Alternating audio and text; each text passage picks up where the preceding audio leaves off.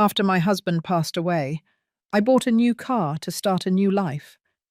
The very next day, my son came over and took my keys. "You don't need this," he told me with a coldness I had never seen in him before.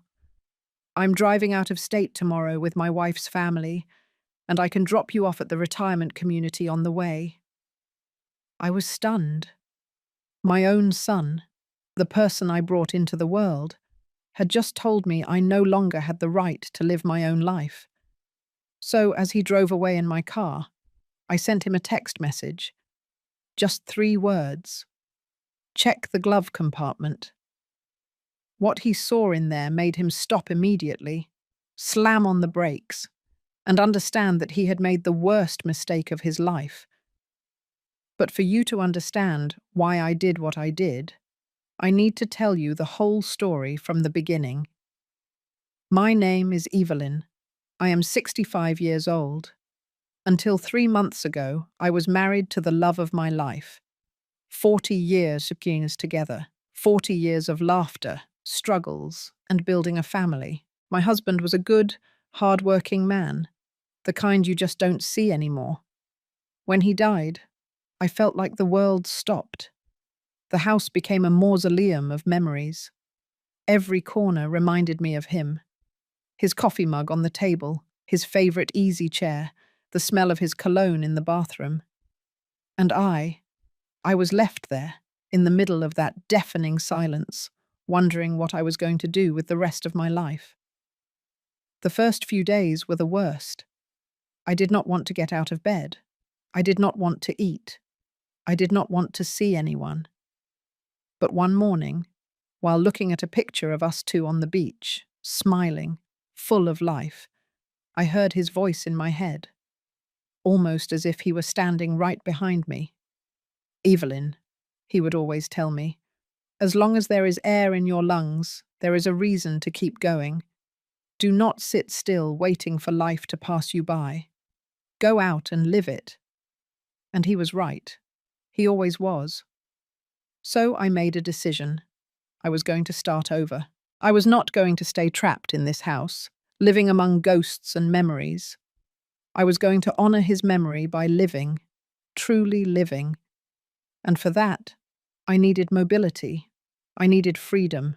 I needed a car. All those years of marriage, we always drove the same old vehicle, a grey sedan that my husband kept running with pure ingenuity and patience. But that car died with him too.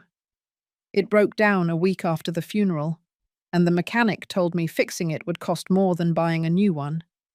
So, with the life insurance money and the savings we had put away together, I decided to buy a new car. Not something fancy, not something flashy, just something reliable, something that was mine, something that represented this new chapter of my life. I went to the dealership on a Tuesday morning.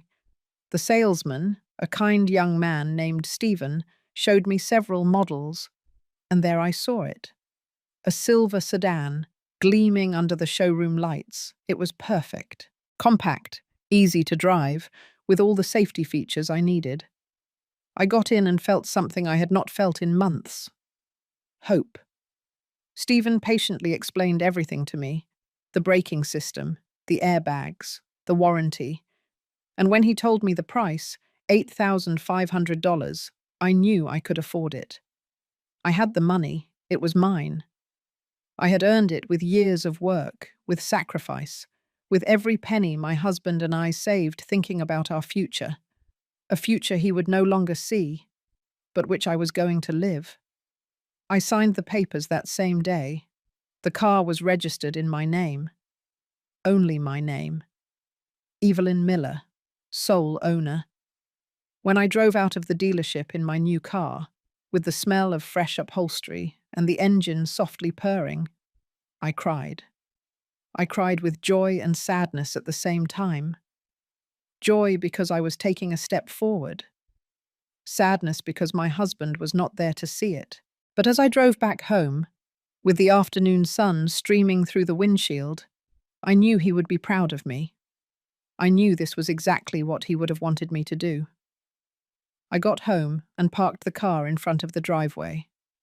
I sat there for a moment, just looking at it. It was beautiful. It was mine. It was my new beginning. I took the keys, went inside the house, and left them on the kitchen table. Then I called my son, Michael, to tell him the news. I wanted to share this moment with him. I wanted him to know that his mother was okay, that I was being strong, that I was honoring his father's memory in the best way possible. Michael did not answer. I left him a voicemail. Honey, I bought a new car. I'm so excited. Come by when you can so you can see it. I love you. I hung up feeling happy, hoping he would be happy for me, hoping he would understand how important this was to me. I did not know that the next day, my life was going to change forever. I did not know that my own son was about to betray me in the worst way possible. The next day, I woke up early. The sun was just rising, and I was already in the kitchen making coffee. I had plans for that day. I wanted to go to the grocery store, then stop by my friend Sarah's house to show her the car, and maybe, if I felt up to it, drive to the cemetery to visit my husband and tell him everything. Yes, I know. It sounds silly to talk to someone who is no longer there, but it made me feel close to him. It made me feel less lonely. I was finishing my second cup of coffee when I heard a car pull up outside. I looked out the window and saw Michael's vehicle. My heart skipped a beat with joy. He had come. He had gotten my message and come to see me, to see my new car, to share this moment with me. I smiled and hurried toward the door, but when I opened it, that smile froze on my face. Michael was not alone. Beside him was Jessica, his wife, and neither of them was smiling. There was something in their faces, in the way they looked at me, that made me uncomfortable, as if I were a problem they had to solve. Hi, honey, I said, trying to sound cheerful. Jessica, what a surprise to see you both so early. Come in, I just made coffee. Michael did not even respond to my greeting. He walked straight into the house, heading with determined steps toward the kitchen. Jessica followed him, giving me a look I could not decipher. I closed the door and followed them, feeling the joy I had felt moments before turn into a strange sensation in my stomach. Something was not right. In the kitchen, Michael stood in front of the table, looking at the keys to my new car. He picked them up, weighing them in his hands, as if he were evaluating their heft. Mum, he finally said, without looking me in the eyes, I need to talk to you. I crossed my arms, trying to ignore the alarm bell that was starting to ring in my head. Sure, honey, tell me, what is it about? He exchanged a glance with Jessica. She nodded, as if giving him permission to continue. And then Michael spoke. Mum, I heard you bought a car. A new car. Yes, I replied, and my voice sounded more excited than it should have. That is why I called you yesterday. I wanted you to come see it. It is beautiful, Michael. And it makes me feel so free, so— You do not need it, he interrupted me. His words dropped like stones in the middle of the kitchen. I fell silent, not understanding. What? I whispered. Michael finally looked me in the eyes. You do not need a car, Mum. Not at your age. You do not drive as well as you used to. It is dangerous. And besides, it is an unnecessary expense. The maintenance, the insurance, the gas. What for? I felt as if I had been slapped. Michael, I drive perfectly fine. My license is current. I passed all the tests. And besides, it is my money, my decision. He shook his head, as if he were talking to a stubborn child. Mum, this is not about that. It is about being practical. Look, Jessica and I have been talking. Tomorrow we are traveling with her parents, a family trip we have been planning for months. And our car is having problems. Yours is new. It is perfect for the trip. Wait, I said, holding up a hand. You are telling me you came here to ask to borrow my car? Michael let out a short, humorless laugh. I did not come to ask you for anything, Mum. I came to tell you I'm going to use it. And before I could process what was happening, before I could react, he closed his hand around the keys. No, I shouted. Michael, those are my keys. It is my car. But he was already walking toward the door. Jessica followed him, ignoring me completely. Michael, stop. You cannot do this. Give me my keys. He stopped at the threshold of the door and turned to look at me. And what I saw in his eyes broke my heart. There was no love there. There was no respect. There was only impatience and something that looked like contempt. Mum, enough with the drama, he said in a voice so cold it did not sound like my son's. You do not need this car. You do not need any of this. You are living alone in this huge house, clinging to memories. It is not healthy. What are you saying? I whispered. My voice barely came out of my throat. Jessica and I have been talking, Michael continued, and we think it would be better for you to consider moving to a more appropriate place, a retirement community. There are some very good ones in the area. You would be looked after. You would have company. You would not have to worry about anything. And when we get back from the trip, we can go see some. In fact, I can drop you off at one on the way. The world stopped. My son's words echoed in my ears, but I could not believe them. A retirement community. He was telling me to go to a retirement community, to leave my house, my memories, my life, to become a burden that others had to take care of. Michael, I said, and my voice trembled. I do not need a retirement community. I am perfectly fine here. This is my house. He sighed, as if my resistance was just another inconvenience. Mum, do not make this harder than it has to be. We are taking the car. We will be gone for a week. When we get back, we will talk calmly about your situation. And with that, he walked out of the house. Jessica followed him without saying a single word. I ran after them. Michael, no. Please. That car is mine. I bought it with my money. You cannot just take it. But he was already opening the door to my new car, my silver car, my symbol of freedom. Michael, I beg you, I cried. The tears were starting to roll down my cheeks. Do not do this to me. I am your mother. He paused for a second. For a second, I thought he was going to reconsider, that he was going to remember who I was, that he was going to remember everything I had done for him. But then he got into the car, started the engine, and drove away. He just left, with Jessica in the passenger seat, with my keys, with my car, with my dignity. I stood in the middle of the driveway, watching the silver car disappear down the street. The tears were falling freely now. My body was trembling. I could not believe what had just happened. My own son had robbed me. He had humiliated me. He had told me I was no longer useful. I stumbled back into the house. I closed the door and collapsed onto the sofa. And there, in the silent living room full of memories of a life that no longer existed, I cried. I cried for the car. I cried for the betrayal. But most of all, I cried for the son I had just lost. I do not know how long I sat on that sofa, crying. Maybe it was minutes, maybe it was hours.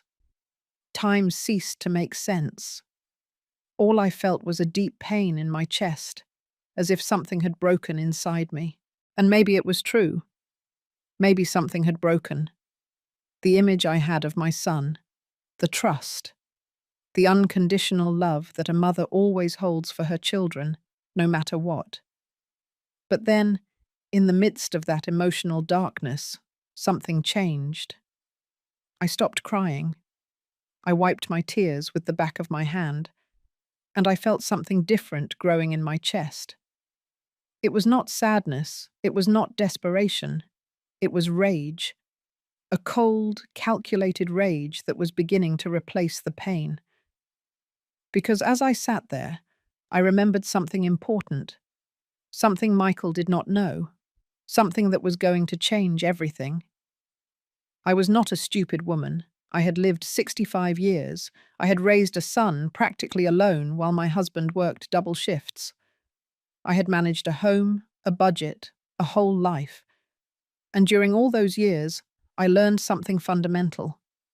You always have to be prepared for the worst. You always have to have a backup plan. When I bought that car, I did not just sign the papers and happily go home. No, I had been careful. I had been smart. Because even though I wanted to believe my son was a good man, even though I wanted to think he would never hurt me, I had seen signs. Small signs that I had ignored because it was easier not to see them. The way Jessica looked at my house, evaluating how much it was worth. The way Michael would ask about his father's life insurance, about my savings, about my plans. Casual comments that now, in retrospect, did not seem so casual. So, after buying the car, I did something else. Something that at the time seemed like an overreaction, almost paranoia. But now I was grateful I had done it. I visited Robert. Robert had been my husband's friend for 30 years. He was a lawyer, a good lawyer. And when I told him I had bought a new car and had certain concerns about my son, he did not judge me. He did not tell me I was being paranoid. He just listened. "Evelyn," he told me that day in his office, sitting behind his dark wood desk, "if you have doubts, it is better to be prepared. Prevention is not distrust. It is intelligence." And then he helped me. He helped me prepare documents, legal documents that protected my interests, documents that made it clear who the owner of that car was, documents that established clear consequences for anyone who tried to take what was mine. Robert prepared a letter, a notarized letter, with his official seal, his signature, with legal weight. In that letter, everything was explained. That the car was registered solely in my name, that anyone who took it without my explicit written permission would be committing a crime. Vehicle theft. And that I, as the owner, had every right to press criminal charges. Furthermore, Robert attached certified copies of the car's title, the vehicle registration, and my current driver's license, all to prove that I was completely capable and legal to own and drive that vehicle. But that was not all. Robert also prepared another document, one that hurt me to sign, but that I knew was necessary. A modification to my will. In the original will, which I had made years ago with my husband, Michael was the main heir. The house, the savings, everything was going to be for him when I died. But after seeing the signs, after feeling that discomfort in my stomach every time Jessica asked about money, I decided to make a change. A radical change. In the new will, I completely removed Michael. Not as punishment, I explained to Robert, but as protection. If something happened to me, I did not want Jessica and him to benefit from my death. I wanted my assets to go to charities, to organizations that helped senior citizens, to animal shelters, to places that would really do something good with that money. Robert included a copy of that new will in the package of documents. And finally, we prepared something else. A sworn declaration, signed by me and notarized by Robert, where I clearly stated that I was in full possession of my mental faculties, that I was not being coerced or manipulated, and that any attempt to declare me incompetent or force me into a retirement community against my will would be considered elder abuse and would be legally challenged. Robert also attached the results of a recent medical exam that demonstrated I was in perfect physical and mental health. All that package of documents, that entire legal arsenal, I put into a manila envelope. And that envelope, I placed it in the glove compartment of my new car, the very day before Michael came to steal it. At that moment, when I put it there, part of me hoped I would never have to use it. Part of me prayed I was wrong about my son. But another part, the wise part that had learned to be cautious in life, knew it was the right decision. Now, sitting on my sofa, with my eyes swollen from crying, I remembered all of that, and a bitter smile appeared on my face. Michael thought I was a silly old woman. He thought he could just take whatever he wanted and that I would not do anything.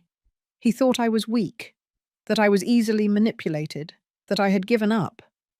But he was very, very wrong. I got up from the sofa. I went to the kitchen and poured myself a glass of water. I drank slowly, feeling the cold rage turn into determination. I picked up my cell phone from the table. I looked at it for a long moment. I knew Michael must be on the highway by now. They were probably heading to Jessica's parents' house, who lived in another state, several hours away. They were probably laughing, celebrating how they had gotten a new car for their trip for free. Jessica was probably telling Michael how easy it had been, how pathetic his mother was. I opened the messaging application. I looked up Michael's contact. My fingers trembled slightly over the screen. Not from fear, not from sadness, but from anticipation. Because I knew what I was about to do. I knew the effect it was going to have. And although part of me, the part that was still a mother, felt pain for what was coming, the other part, the part that deserved respect and dignity, knew it was necessary. I wrote 3 words, just 3 words, short, direct, but loaded with a weight that Michael could not yet imagine. Check the glove compartment, that was all. I did not add explanations, I did not add threats, I did not add emotions, just those 3 words. Check the glove compartment. And I pressed send. The message went out. I saw it mark as delivered, then as read. I imagined Michael on the highway, driving my car, hearing the notification sound on his phone. I imagined him looking at the screen, perhaps with Jessica asking him who it was. I imagined him reading that short message and being confused. Check the glove compartment. What could his mother mean by that? I sat at the kitchen table, phone in hand, waiting. My heart was beating fast, but steady. There was no turning back now. I had cast the first stone. And soon, very soon, Michael was going to understand that he had completely underestimated his mother. That the woman who had given birth to him, who had raised him with love and sacrifice, was also a woman who knew how to defend herself. A woman who was not going to allow anyone, not even her own son, to walk all over her. 5 minutes passed. 10 minutes. Then my phone vibrated. It was Michael. He was calling. I did not answer. I let it ring until it went to voicemail. He called again. And again. 5 calls in a row, all ignored. Because I wanted him to feel what I had felt. The helplessness, the desperation, the slow, terrible understanding that he had lost control of the situation. Finally, he stopped calling, and a text message arrived. "Mum, what is this? What does this mean? Call me, please." I did not respond. Another message arrived. "Mum, this is a mistake. We can talk. Please." I did not respond to that one either. And then came the message I was waiting for. The message that confirmed to me that he had read everything, that he had seen the documents, that he finally understood the magnitude of what he had done. The message read, "Mum, please do not do this. It was a mistake. I am sorry. We can fix this. Do not call the police, please." I read those words over and over. I could feel the panic in every letter, the desperation, the fear. And although a part of me, that maternal part that never completely dies, felt a pang of pain seeing my son like that, the other part, the part that had been betrayed and humiliated, felt satisfied. Because now he knew, now he understood that his actions had consequences. I let another 10 minutes pass before responding. I wanted him to sweat. I wanted every second of silence to remind him of what he had done. Finally, I wrote, "Return the car to my house, now." His reply was immediate. "I am 3 hours away. I am turning around right now. I will be there as soon as possible." "I promise, Mum." I put the phone on the table and leaned back in the chair. A strange feeling washed over me. It was not joy. It could not be joy when it involved my own son. But it was something close to justice, to vindication. I had spent my whole life being gentle, being understanding, being the perfect mother who always forgave everything. And look where that got me. To be treated like a nuisance, like something disposable. I went to my room and looked at myself in the mirror. I saw a 65-year-old woman with grey hair, with wrinkles around her eyes, with hands that had worked hard all her life. But I also saw something else. I saw strength. I saw dignity. I saw someone who was not going to give up. My husband always told me I was stronger than I thought. I wish he could see me now. I wish he could see his wife standing up for herself. I think he would be proud. I changed my clothes. I put on a dark green dress, one my husband had given me years ago. I did my hair. I put on a little lipstick. Because if I was going to have this confrontation with my son, I was going to face it with dignity. I was not going to be the broken woman he had left crying on the sofa. I was going to be the woman who had taken control of her own life. While I waited, I called Robert. I needed him to know what was happening. He answered on the second ring. "Evelyn," he said with his calm, professional voice. "What can I do for you?" "Robert, it happened," I told him. "My son took the car. He found the documents. He is coming back now." There was a moment of silence on the other end of the line. Then I heard him sigh. "I am sorry you were right, Evelyn. Nobody wants to be right about something like this." "I know," I replied. "But now I need to know what is next," Robert explained patiently. Technically, Michael had committed a crime. Vehicle theft. Even though he was my son, even though he was family, that did not change the legal facts. I had every right to file a police report, but I also had the right not to do it. The decision was completely mine. The important thing was that now Michael knew I had that power, that I had the tools to hold him accountable. "I want him to come and talk," I told Robert, "but I want you to be available by phone, just in case." "Of course," he replied. "I will have the phone in my hand. Anything, you call me. And Evelyn," he added, before hanging up, "you are a brave woman. Do not let anyone tell you otherwise." His words filled me with a warmth I had not felt all day. "Thank you, Robert. Thank you for everything." I hung up and looked at the clock. Michael had said he was 3 hours away. That meant he would arrive around 5 o'clock in the afternoon. It was barely 2 o'clock. I had time. Time to mentally prepare myself. Time to decide exactly what I was going to tell him. Time to strengthen my resolve. I went to the kitchen and made some tea. Not because I wanted tea, but because I needed to do something with my hands. I needed to keep myself busy. While the water boiled, I thought of all the times I had sacrificed something for Michael. All the sleepless nights when he was a baby. All the times I put his needs before mine.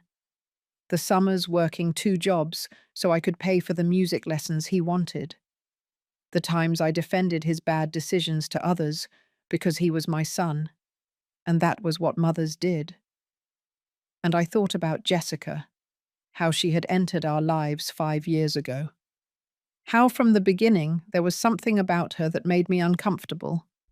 She was not openly cruel. She was not rude. But there was a coldness in her eyes, a way of evaluating everything in terms of monetary value. I remembered the first time she came to my house, how she walked through the rooms as if she were assessing the property, how she asked how much the house was worth, how much was in my savings accounts, if I had life insurance. My husband had noticed it too. One night, lying in bed, he told me, "Evelyn, there is something about that girl I do not like. I think she is only with Michael for the money." I defended him. I said he was being paranoid, that he was just protective of our son. But he was right. My husband was always a good judge of character, and I should have listened to him. After my husband died, Jessica changed. She became bolder, more direct with her questions about money, more insistent that I should sell the house, move to something smaller, invest the money. And Michael, my own son, began to repeat her words, as if they were a team, as if I were the project they had to solve together. The hours passed slowly. Every time I heard a car pass by on the street, my body tensed. But it was not him. Not yet. At 4:30, my phone vibrated. It was a message from Michael. "I am 20 minutes away. Please, Mum, I need to talk."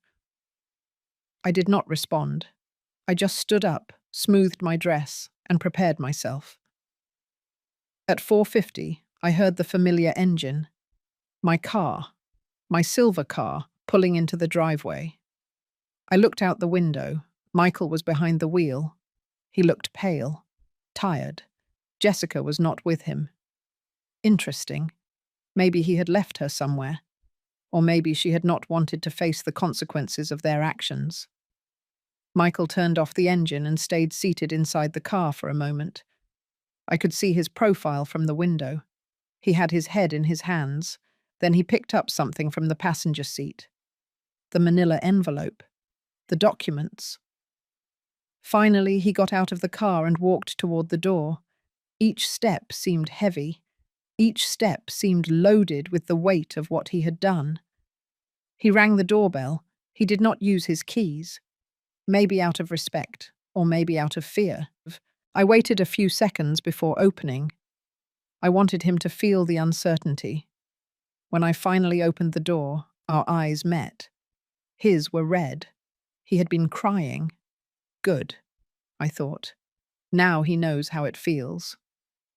"Mom," he started to say. His voice was shaking.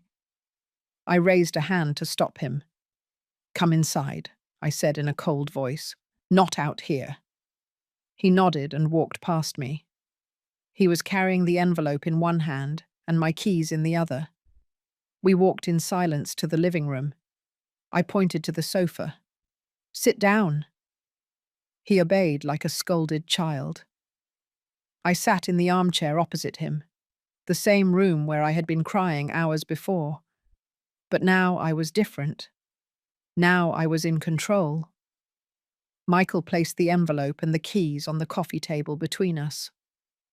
"I read everything," he finally said. "Mum, I did not know that you had all this prepared." I crossed my arms. "And how does that change anything, Michael? Does the fact that you did not know there were consequences make what you did okay?" He shook his head quickly. No, of course not. What I did was wrong. Very wrong, I know." "Then tell me," I said, leaning forward. "Tell me exactly what was wrong. I want to hear you say it." He swallowed hard. "I took your car without permission. That was theft. And I said horrible things to you. Unforgivable things. About the retirement community. I do not know what I was thinking." "You were not thinking," I interrupted him. "Or rather, you were thinking. You were thinking your mother was a stupid old woman you could manipulate, that you could treat like trash. Michael began to cry openly now. No, Mum, no. I love you. You are my mother. It is just that Jessica said that. He stopped abruptly, realizing what he had just said. Ah, I said, leaning back in my chair. So it was Jessica's idea. Of course, it is always Jessica's idea. Is not it, Michael? And what are you? A 42-year-old man who cannot make his own decisions, who lets his wife control him like a puppet. Michael raised his head sharply. That is not true, Mum. I make my own decisions. Then why did you do this? I asked him. Why did you come to my house? Took my keys? Told me I no longer needed my own car? That I should go to a retirement community? Those were your words, Michael. They came out of your mouth. Not Jessica's. Yours. He wiped the tears with the back of his hand. You are right. You are completely right. I have no excuse. I can only tell you that I am sorry, that I made a terrible mistake, and that it will never, ever happen again. I stood up and walked to the window.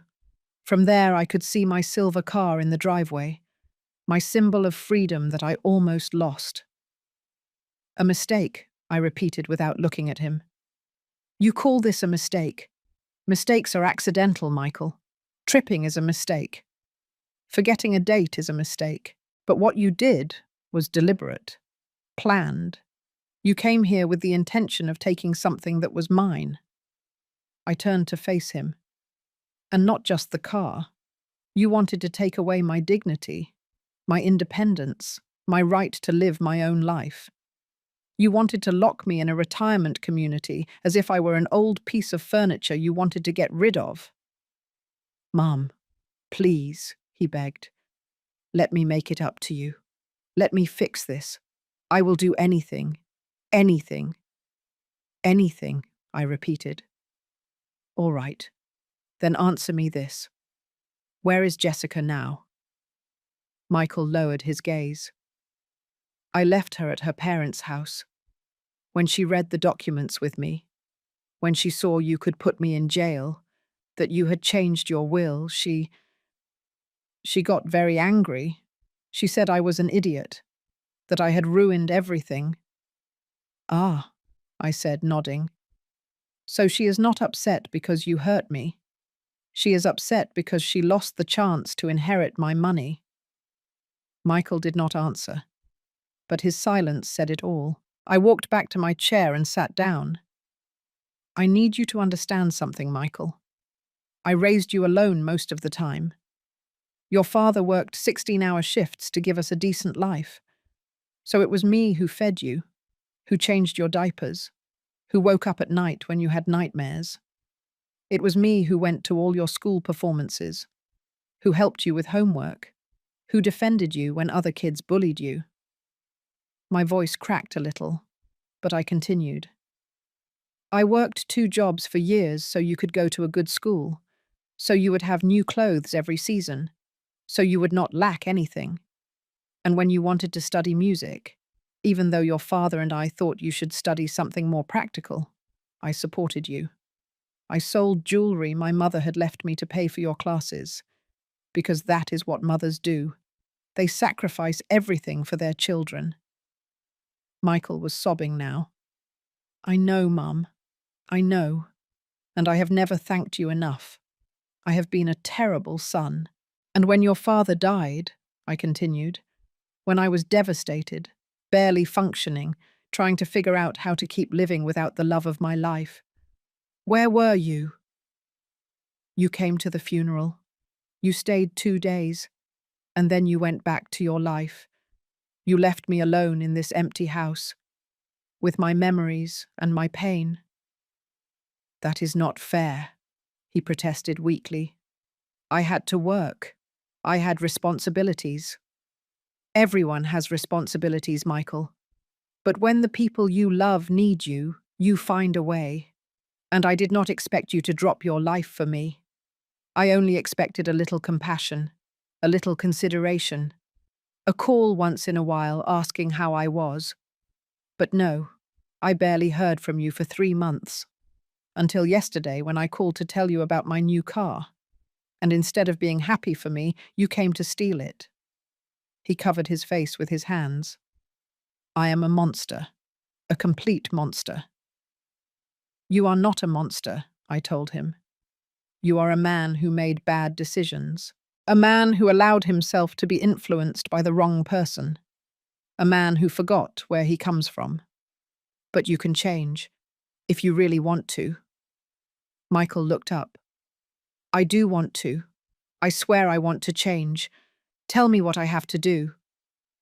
First, I said, you need to decide what is more important to you, your wife or your mother. Because let me make something very clear. As long as you are with Jessica, as long as she has that influence over you, I cannot trust you. I cannot have you in my life knowing that every word you say to me, every action you take, is filtered through her. You cannot ask me that, Michael said. She is my wife. I love her. I love her, I repeated. But you love me, and yet you did this to me. Then maybe your concept of love is distorted, Michael. Maybe you need to rethink what it really means to love someone. Because love is not taking. Love is giving. It is respecting. It is protecting. And you did none of that today. I stood up and took the envelope from the table. These documents are still valid. The will is still in effect. The vehicle theft report can be filed at any time within the next year. For now, I am not going to do anything. But consider it a sword hanging over your head. A reminder that your actions have consequences. Michael stood up as well. Thank you, Mum. Thank you for not calling the police. Thank you for giving me another chance. Do not thank me yet, I told him, because this is your only chance.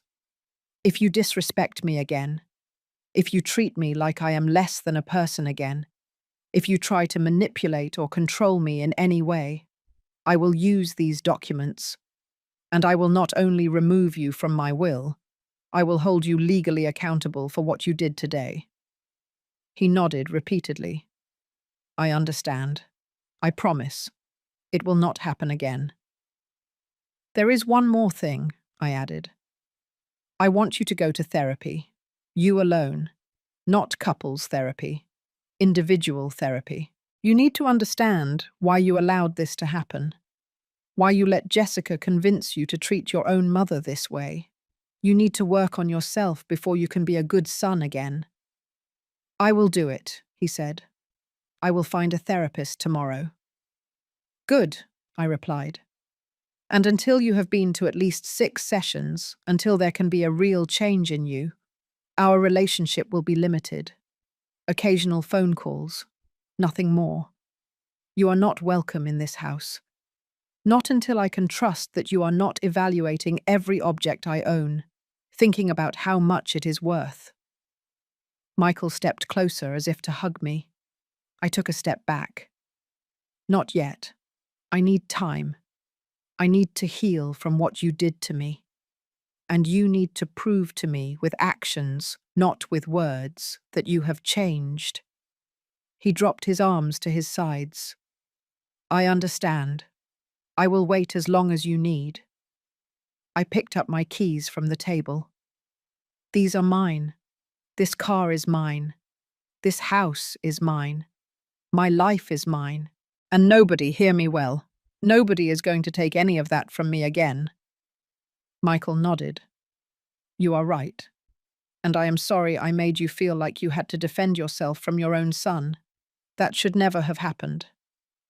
I walked to the door and opened it. I think it is time for you to leave. Michael walked past me. At the threshold, he stopped. Mum, I really love you. You know that, right? I looked him in the eyes. I want to believe so. But love without respect is not love, Michael. It is just a pretty word people use to justify bad behavior. Show me respect. Show me that you value who I am, and maybe, with time, we can rebuild what was broken today."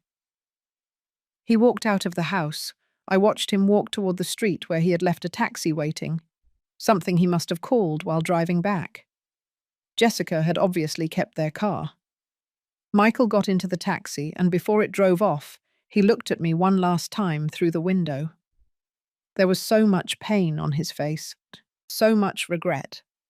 Part of me wanted to run to him, hug him, tell him everything was all right. Because that is what mothers do, right? They forgive. They always forgive. But I had forgiven too many things in my life. I had forgiven small slights, Jessica's rude comments, Michael's lack of attention after his father's death. And all that forgiveness had only made them think they could keep treating me badly, that I would always be there, absorbing everything, without complaining. But not anymore. This version of Evelyn was different. This version knew how to set boundaries. I closed the door and leaned against it for a moment. My whole body was trembling, not from fear, not from sadness, but from pure adrenaline. I had just confronted my son. I had just set boundaries I never thought I would have to set. And although it hurt, although every maternal fiber in my body screamed to be softer, I knew I had done the right thing. I walked to the kitchen and poured myself a glass of water. My hands were still shaking slightly. I looked at the clock. It was barely 6 o'clock in the evening. It felt like days had passed since Michael had arrived that morning and taken my keys, but only a few hours had gone by. A few hours that had changed everything. I picked up my phone and called Robert. I needed to tell him how the confrontation had gone. He answered immediately. "Evelyn, tell me you're all right." "I am fine," I replied. Better than I expected, actually. Michael returned the car. We talked. I set clear boundaries, and he accepted everything. Robert sighed with relief.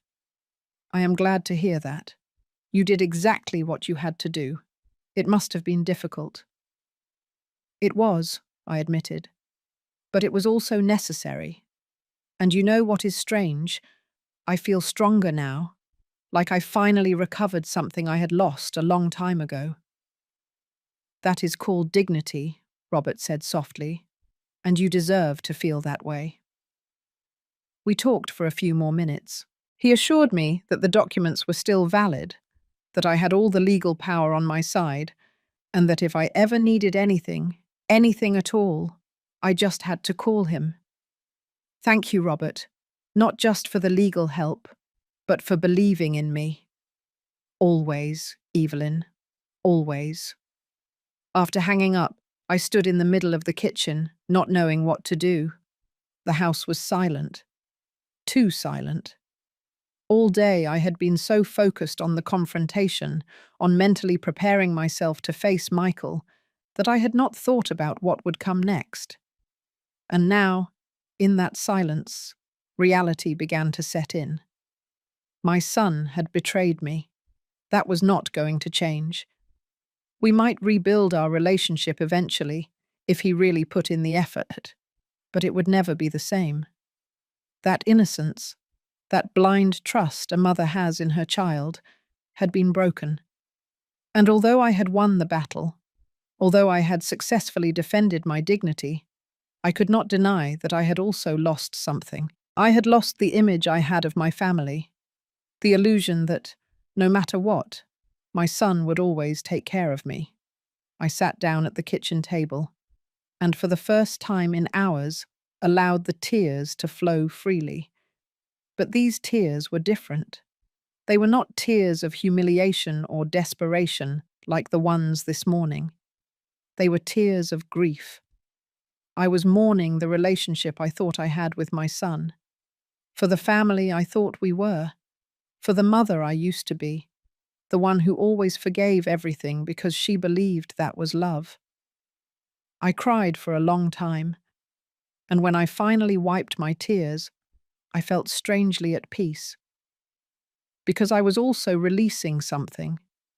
I was releasing the unrealistic expectations, the need to be perfect, the belief that if I was only good enough, loving enough, sacrificial enough, my son would value me. Now I understood that was not my responsibility. I had done my job as a mother. I had raised him well. I had given him love, education, values. If he chose to ignore all that, if he chose to let Jessica turn him into someone I did not recognize, that was his decision, not my failure. I got up and washed my face. Then I went to my room and took out a box from my closet that I had been avoiding since my husband died. It was a box full of letters.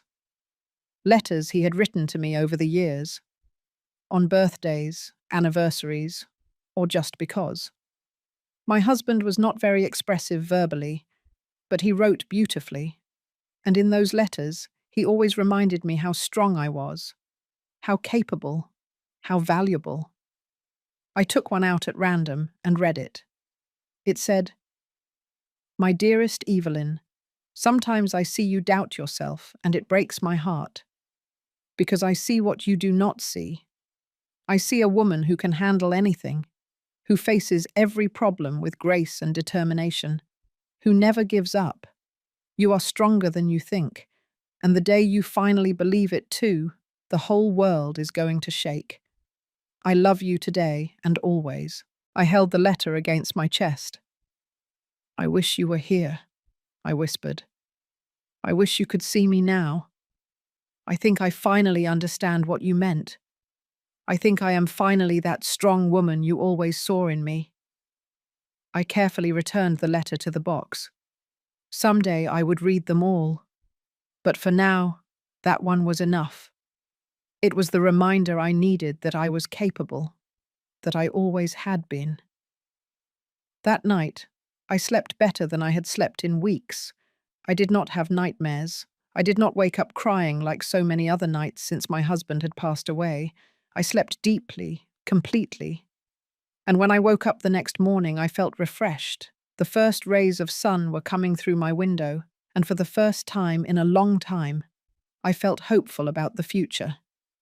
I got up, showered, dressed in comfortable clothes, and left the house.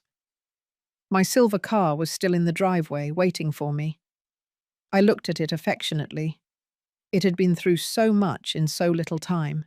It had been bought with excitement, stolen with cruelty, and recovered with justice.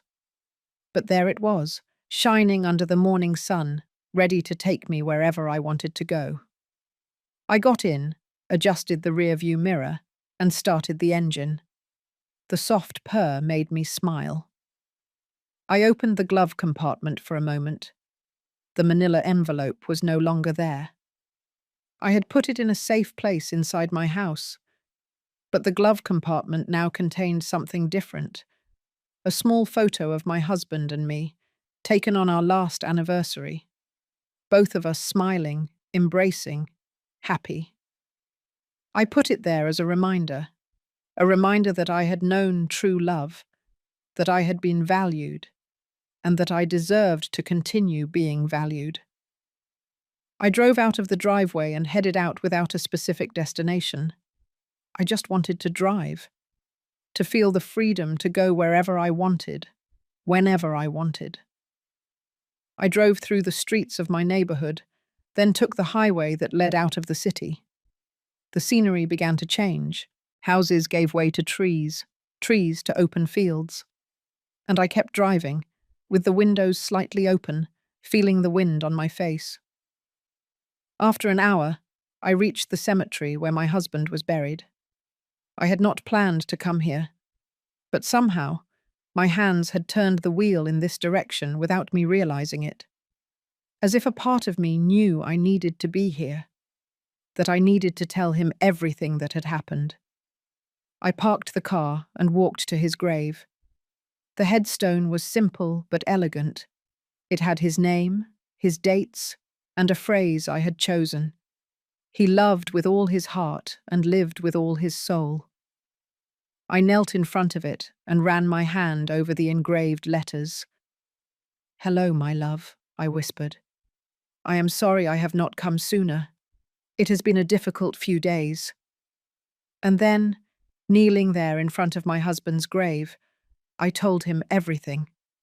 I told him about the car, about Michael, about Jessica, about the betrayal, about the documents Robert helped me prepare, about the confrontation, about setting boundaries. I talked, and although I know it sounds ridiculous to talk to a headstone, I swear I could feel his presence. I could feel his approval. I did what you taught me, I finally told him. I did not let myself be trampled. I defended my dignity. And it hurts. It hurts so much because it is my son. But I also feel good. I feel strong. I feel like the woman you always said I was. Tears were rolling down my cheeks, but this time they were calm tears, tears of acceptance. I stayed there sitting next to the grave for almost an hour, just being present, just feeling the connection with the man who had been my partner for 40 years. And when I finally got up to leave, I felt something different. I felt as if he had given me his blessing, as if he had told me it was okay to move on, that it was okay to be strong, that it was okay to put my needs first for once in my life. I drove back home, feeling lighter. But when I arrived, there was a car parked in front of my driveway. I did not recognize it at first.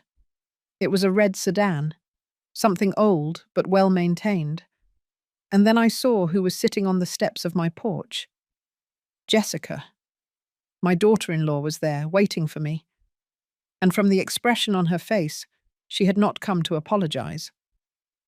I parked my car in the driveway and stayed inside for a moment, mentally preparing myself. I had not expected this. I had thought that after what happened with Michael, Jessica would keep her distance. But clearly I had underestimated her audacity. I took a deep breath, grabbed my purse, and got out of the car. Jessica got up from the steps as I approached. She was wearing jeans and a coral-colored blouse. Her hair was perfectly styled as always, her makeup impeccable.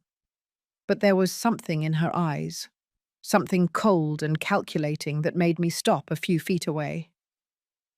"Jessica," I said in a neutral voice. "I did not expect to see you here. We need to talk," she replied. Her voice was tense, controlled.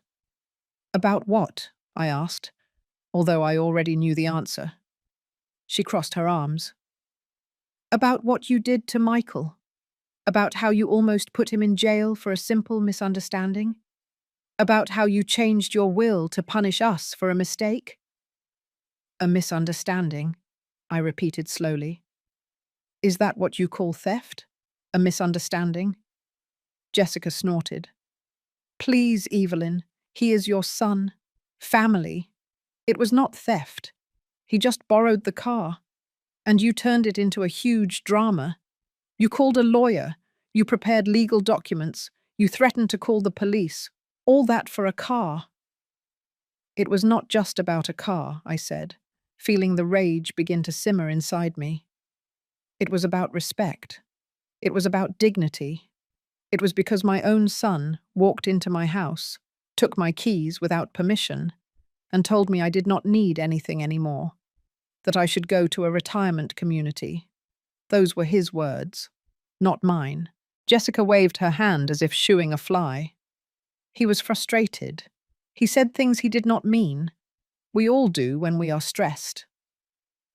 "Ah," I said, taking a step toward her. "So when you are stressed, you also tell your mother to go rot in a nursing home? Because if so, maybe you should work on your stress management." "Do not you dare judge me," Jessica said, pointing a finger at me. "You know nothing about my life, about our problems. Michael and I are going through financial difficulties. We needed that car for the trip. My parents were going to help us with money, but we had to get there. And you, selfishly, denied it to us." I laughed. It was a bitter, humorless laugh. "Selfishly? I was selfish for not letting you steal my car. The car I bought with my money. The car that represents my independence? Tell me, Jessica, in what universe is it selfish to protect what is yours? She pressed her lips together. You are his mother.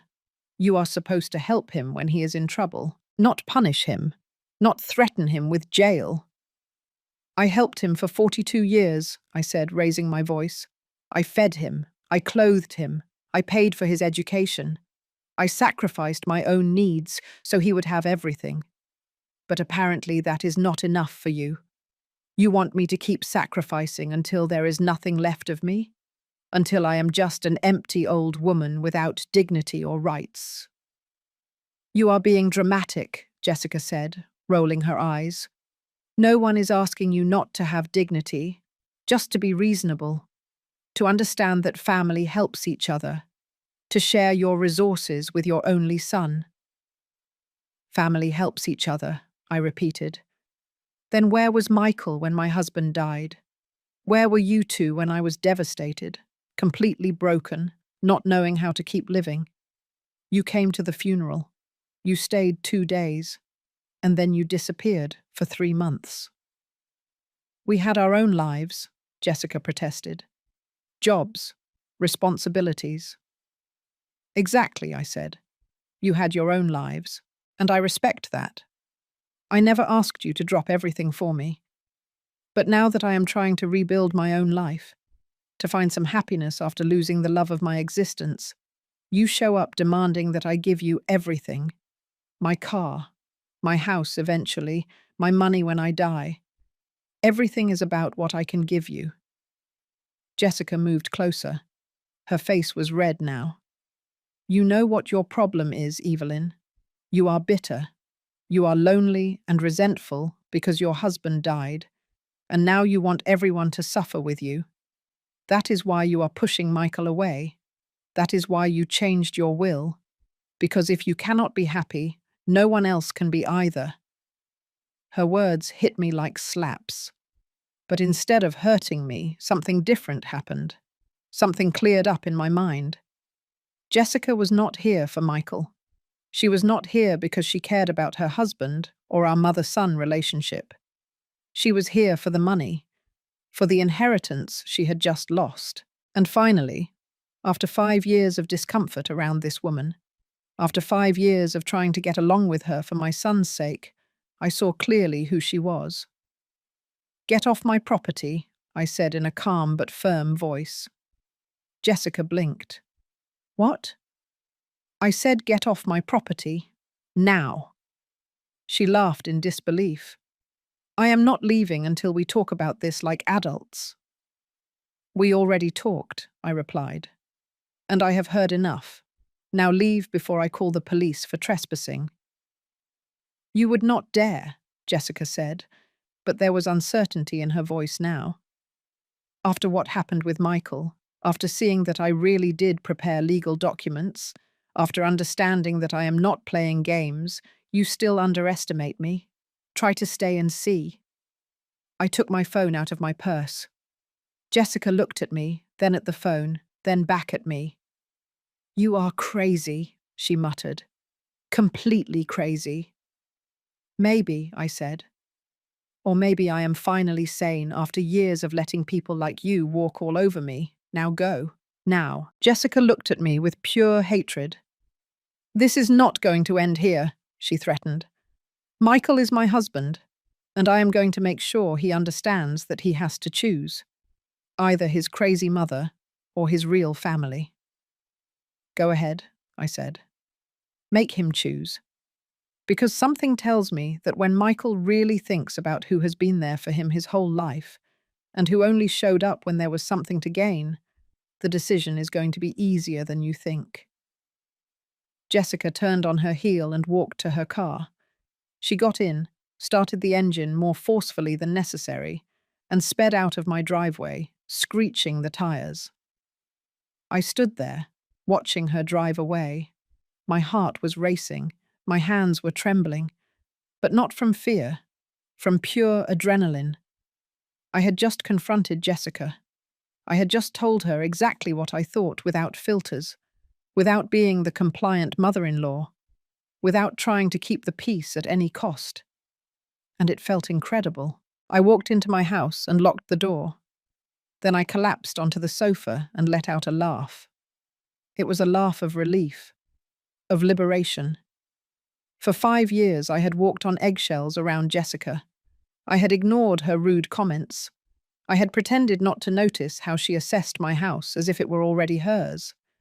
I had smiled when she criticized my cooking, my clothes, my decisions, all because I did not want to cause problems, because I wanted Michael to be happy. But now I realized something fundamental. By trying to keep the peace, by allowing Jessica to disrespect me over and over again without consequences, I had not helped anyone. I had not made Michael happy. I had only taught him that it was okay for his wife to treat his mother badly, that it was acceptable, that I would tolerate everything. And by doing that, I had contributed to the problem. I had allowed this toxic dynamic to grow to the point where my own son felt he could rob me and threaten to put me in a retirement community. That night, sitting in my living room, I made an important decision. No more. No more being compliant. No more putting others' needs before mine to the point of losing myself. No more sacrificing my dignity for the illusion of family harmony. If Michael really wanted to rebuild our relationship, it was going to have to be on my terms, with mutual respect, with clear boundaries. And if that meant our relationship would never be like before, then so be it. Because the relationship we had before was broken anyway. The following days were strange, silent. I did not hear anything from Michael. No messages, no calls. Part of me wondered if Jessica had carried out her threat, if she had forced Michael to choose, and if he had chosen her over me. The idea hurt, but I also knew that if that was the case, if my son really chose a woman who hated me over his own mother, then there was nothing more I could do. I had already done my part. I had set my boundaries. I had defended my dignity. The rest was up to him. I decided to focus on myself, on my own healing, on my own growth. I called my friend Sarah, whom I had not seen in weeks. I told her everything that had happened, and instead of judging me, instead of telling me I should forgive my son unconditionally, because that is how families work, she fully supported me. "Evelyn," she told me over the phone, her voice full of pride, "you did the right thing. What Michael did to you was unforgivable, and I am glad you finally stood up for yourself." Her words filled me with relief. For days I had had this voice in my head, telling me that maybe I had been too harsh, that maybe I should have been more understanding. But Sarah reminded me that being understanding does not mean being a doormat. We agreed to meet for lunch the next day. It had been so long since I had gone out, since I had socialized, that I had almost forgotten what it felt like to have a life outside of my family problems. The next day, I drove my silver car to the restaurant where we had planned to meet. Sarah was already there, sitting at a table by the window. When she saw me walk in, she stood up and hugged me tightly. "Look at you," she said, stepping back to assess me. "You look different, stronger." "I am," I replied. "Or at least I am trying to be." We sat down and ordered. And for the next 2 hours, we talked, really talked, not just about Michael and the family drama, but about everything, about our lives, about our dreams, about what we wanted to do with the time we had left. Sarah was a widow too. Her husband had died 5 years ago, and she told me how the first few years were terrible, how lost she felt, how she did not know who she was without her husband. But eventually, she told me, I found a new version of myself, a version that enjoys things I had never tried before, that travels alone, that takes painting classes, that does not need anyone's approval to be happy. Her words resonated deeply with me, because that was exactly what I was trying to do. find a new version of myself, a version that existed independently of being a wife or mother, a version that had its own interests, its own dreams, its own identity. Sarah, I said, I need to ask you something. Go ahead, she replied. How do you get over the feeling of guilt, of feeling like you are betraying your husband's memory by moving on, by being happy without him? Sarah took my hand across the table. Evelyn, our husbands loved us, and because they loved us, the last thing they would have wanted is to see us frozen in time, living like ghosts in our own lives. My husband told me before he died, he literally made me promise him that I was going to keep living, that I was going to find joy again, that I was not going to waste the years I had left crying over the ones we lost together. And your husband, I am sure, would have told you the same thing. She was right. My husband had told me. In those letters I kept in the box, in conversations we had about death, about what we wanted for the other if one of us went first.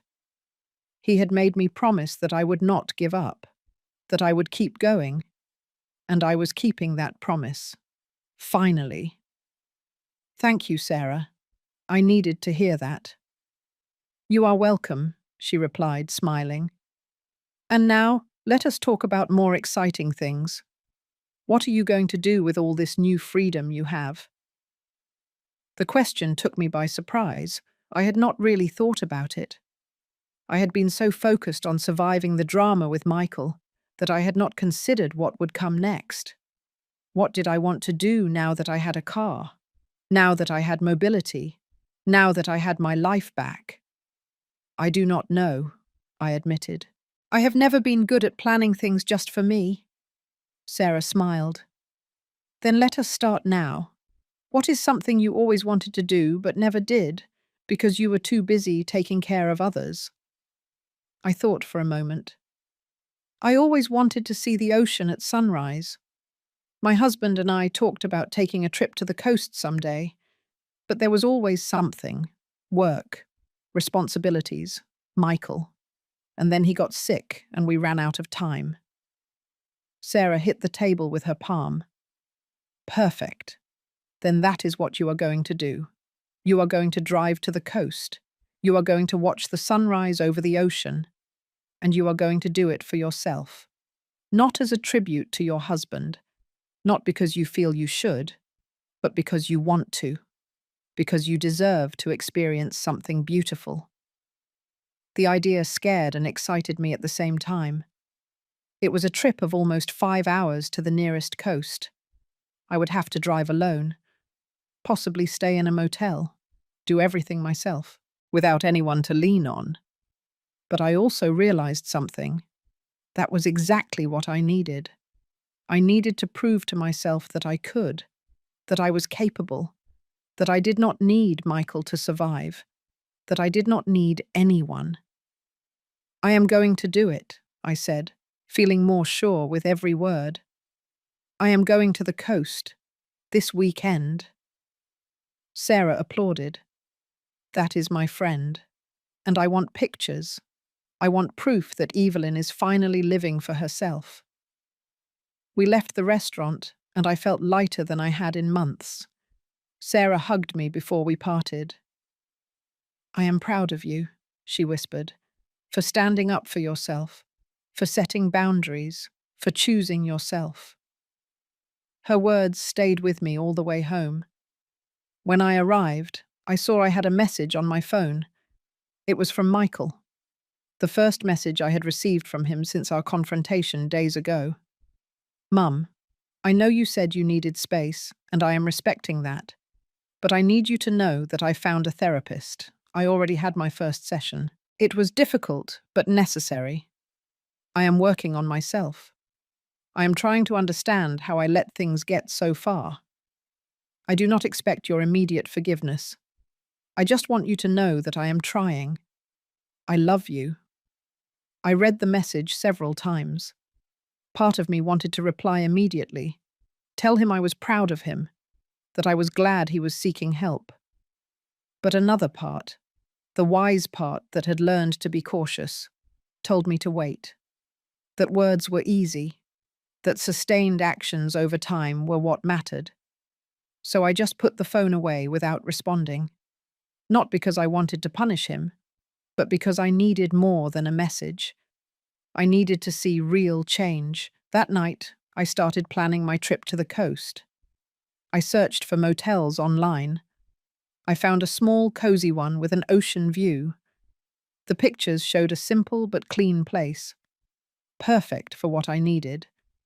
A single room cost $75 a night. I could afford it. I had the savings, and for the first time in my life, I was going to spend money on myself without feeling guilty. I booked the room for Friday night. That would give me time to arrive before sunset, rest, and then wake up early to see the sunrise. When I confirmed the reservation, I felt an emotion I had not felt in years. Anticipation, expectation, pure joy at the idea of doing something just for myself, something no one could take away from me, something that was completely mine.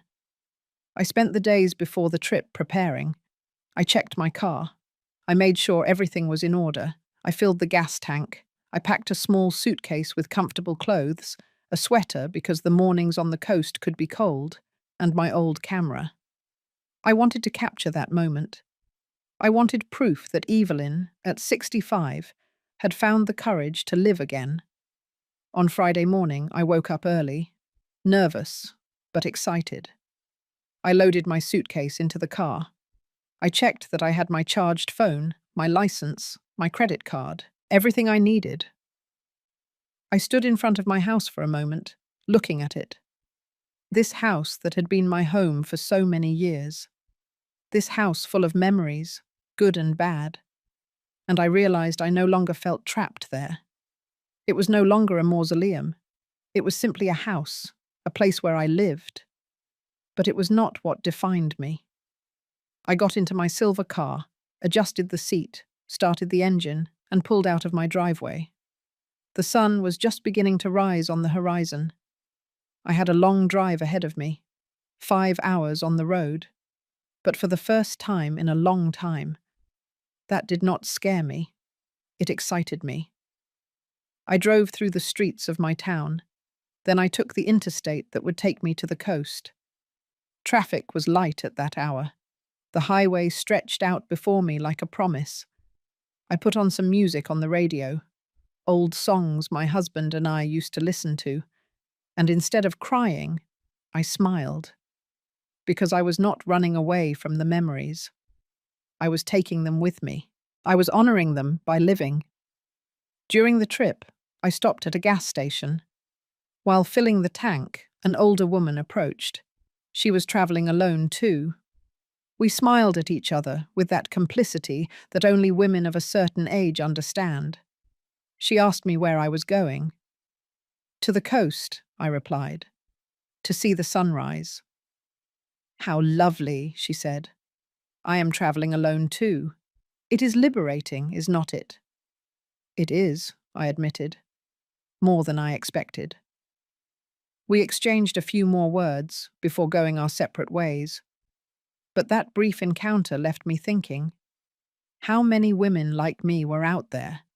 Widows, mothers, grandmothers, women who had spent decades taking care of others and who were finally learning to take care of themselves. Women who were reclaiming their independence, their dignity, their right to exist beyond the roles society had assigned them. I was not alone in this. And that realization filled me with strength. I arrived at the motel around 3 o'clock in the afternoon. The place was exactly as it looked in the photos. Small, quaint, located right on the beach. The receptionist, a young man named Alex, greeted me with a warm smile. "Welcome, Mrs. Miller. Your room is ready. It has a beautiful ocean view." I took the keys and went up to my room. When I opened the door, the smell of the sea hit me immediately. The windows were open, and the sea breeze came in freely. I dropped my suitcase on the floor and walked to the balcony. The view was stunning. The ocean stretched out infinitely before me. The waves broke softly on the shore. Some birds flew in circles over the water, and the sun, beginning its descent toward the horizon, painted everything in shades of orange and pink. I stood there, hands on the balcony railing, just breathing, just being, and I felt something I had not felt in months. Peace. True, deep peace. That night I ate dinner alone in a small restaurant near the motel. I ordered fresh fish and a glass of white wine. The waiter, noticing I was alone, asked if I was expecting anyone. No, I replied. I am alone, and it is perfect that way. He nodded approvingly. Sometimes the best company is yourself, he said. He was right. Throughout dinner, I did not feel lonely. I felt complete. I enjoyed every bite, every sip, without having to worry about anyone else, without having to make sure others were comfortable first. After dinner, I walked along the beach. The moon was almost full and illuminated the water with a silvery glow. My bare feet sank into the cold sand. The sound of the waves was hypnotic. I walked for almost an hour, just thinking about everything that had happened, about my husband, about Michael, about Jessica, about the woman I had been and the woman I was becoming. And I realized something important. I was not angry anymore. I did not hold resentment. I had set my boundaries. I had defended my dignity. And now I could let go. I could let go of the rage, because clinging to it only hurt me. I returned to the motel around 10 o'clock at night. I set my alarm for 5 o'clock in the morning. I wanted to be on the beach before the sun rose. I lay down in the motel bed, listening to the distant sound of the waves, and slept deeply. I did not have nightmares. I did not wake up crying. I just slept. And when the alarm rang at 5, I got up feeling rested, refreshed. I quickly got dressed in warm clothes. I took my camera and left the motel. The beach was deserted at that hour. The sky was still dark, but I could see the first touch of light on the horizon. I found a spot on the sand. I sat down, and I waited. And slowly, gradually, the sky began to change. First from black to deep navy blue, then to purple, then to pink. And finally the sun began to emerge from the ocean, a ball of orange fire that transformed everything in its path. It was the most beautiful spectacle I had ever seen. Tears rolled down my cheeks, but they were tears of joy, of gratitude, of being alive, of having made it here despite everything. I took photos, but I knew no camera could do justice to what I was witnessing. This was something that had to be felt, that had to be lived. I stayed sitting there until the sun was completely up, until the day had officially begun. Then, I took my phone and took a picture of the ocean. I sent it to Sarah with a message. I did it. I am here. And it is perfect. Her reply came minutes later. I knew you would. I am so proud of you, friend. Then, after thinking about it for a moment, I opened my conversation with Michael. He had sent another message the day before. Mum, I had my third therapy session today. We are working on how I set the wrong priorities, on how I let money and Jessica's opinions be more important than your well-being. I am still working. I am still trying. I looked at that message for a long time. Then I wrote my answer. Michael, I am at the coast. I came to see the sunrise. Something your father and I always wanted to do together. I did it alone. And while I was sitting on the sand, watching the sun come up, I realized something. I forgive you. Not because what you did is okay, but because clinging to the rage only hurts me. But you need to understand something. Forgiving does not mean forgetting. Our relationship has changed. And if we want to rebuild it, it is going to take time, a lot of time. And it is going to require you to prove with actions, not just with words, that you have truly changed. In the meantime, I am going to keep living my life. I am going to keep being happy. Because I deserve that. I love you. But now I also love myself. And that is something I am never going to negotiate again. I pressed send and felt a weight lift from my shoulders. I did not know what would happen with Michael and me. I did not know if we would ever have a close relationship again, but I knew I had done the right thing. I had set my terms. I had put my needs on the same level as others. And that was something revolutionary for me. I stayed on the beach until 8 o'clock in the morning. Then I went back to the motel, had breakfast, packed my things, and began the trip back home. But I was not the same woman who had made that trip the day before. I was someone different, someone stronger, someone who had learned that it is okay to defend yourself, that it is okay to set boundaries, that it is okay to choose yourself. When I arrived home that afternoon, my phone had a message from Michael. "Thank you, Mum. Thank you for giving me another chance. I am going to prove to you that I can change. And about Jessica. We need to talk. There are things I need to figure out." I read the message and smiled. I did not know exactly what it meant, but it sounded promising. It sounded like Michael was finally waking up, finally seeing things clearly. But even if he did not, even if he chose to stay with Jessica and continue down that path, I would be fine. Because I had discovered something fundamental. I did not need my son's approval to be happy. I did not need anyone to validate me. I was enough. I had always been enough. That night, sitting in my living room with a cup of tea, I looked around my house. The furniture my husband and I had chosen together, the photos on the walls, the memories of a life well lived. And instead of feeling sadness for what I had lost, I felt gratitude for what I had had, and excitement for what was still to come. Because this was not the end of my story. This was my story beginning a new chapter. A chapter where I was the protagonist, where I made the decisions, where I lived life on my own terms. Sometimes justice does not come as a great revenge. Sometimes it comes quietly. It comes in the form of established boundaries, of recovered dignity, of learning to value yourself enough not to let anyone treat you as less than you are. My son took my car, thinking I would not do anything, thinking I was weak, thinking he could walk all over me. And what he found in that glove compartment was not just legal documents, it was the truth. The truth that his mother was stronger than he imagined, that there were consequences, that respect is not optional, it is necessary. And now, as I drive my silver car through the streets of my town, with the wind in my hair and the sun on my face, I know I made the right decisions. I defended my dignity. I set my boundaries. And I got my life back.